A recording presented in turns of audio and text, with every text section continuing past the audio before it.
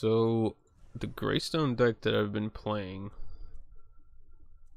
I've been thinking about it, see if I want to make changes to it or not. I have a lot of success with it, but I always want to just keep trying new ideas. So, I was thinking about if I could fit in Satori Cloak somewhere. It just seems really good. Plus, I think it's just on hit with basic attack shred 50% of enemy's basic armor for 1.5 seconds, and you're attacking way faster than 1.5 seconds with this deck. Like, I wouldn't switch out there and go slower attack speed. I like the attack speed a lot. And of course, this deck, like, the context of this deck, you want to be impacting the game as much as you can, basically, as Greystone. Like, there are different variations. This is a damage build where you can, like, quote, carry. I hate that term, but you impact the game a lot. You have kill potential against most heroes. There are some heroes that you actually won't. I mean, over time you will, but I think Crunch, like, is like just your worst matchup. Like, Crunch is crazy 1v1. I don't think you can do anything to him. He just kills you. Like, he kills you twice before you kill him. But obviously that's because you don't have very many defensives here, and Crunches can build defensive and still do a lot of damage. But the point of this deck is to be able to split push, and if they send one person to defend, you can 1v1 anybody, like, except Crunch, basically, and Crunch is pretty rare. So you just go the early game Madstone, Flashfire, and the option at that point is to go Impact Hammer, planning to upgrade a Madstone into the Blade.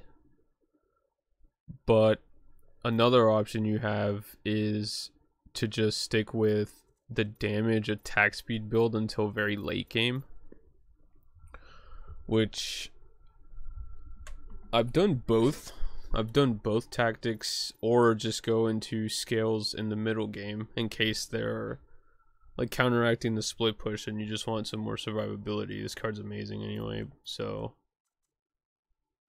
there are a lot of, I mean, it's not really like that many different paths, but it's just depending on the game. So if you want to go for, like, the max damage, I think you build the 5s, early game min maxes into the Impact Hammer, and then upgrade one of the Madstones into Blade so that you have 20% crit. Because, like, after that, on those 20% of the time where you hit very hard on your basics, you end up building into the Spear next, and you bump it up.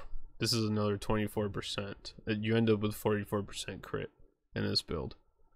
So you're hitting very hard, and attack speed is really important there, because, like, if you're gonna 1v1 a carry, let's say, if your attack speed is faster than theirs, you're at an advantage. When you both have crit bonus, like, yeah, they hit harder per shot, but you have passive health and armor and quenching scales active is huge in that 1v1. That's why this card is, like, just amazing. The fact that it gives you more basic armor and health, the heal. So the idea with all that, the addition of Ash, is that if you're building this way to be very effective damage as a Greystone, then the use of Ash, it kind of exemplifies the effect of Ash. If you are able to slow them with your AoE or your jump when you hit them, getting a couple extra auto attacks from the effect of Ash is huge. Like, adding a bit of, it's not exactly CC, right, but it's just, you know, a 1 second slow, giving you the time, because you're attacking pretty fast, to get 1 or 2 auto attacks in when you're critting. Like you crit for roughly something like 300 damage or something like that, which is huge. Like if you get to slow them, hit them twice with one crit in a regular attack or something, you're talking about like near 500 damage, you know, on top. So the idea of this deck revolves around all those things. Powerful, fast attacks, defensive against basic, and then slowing them on occasion.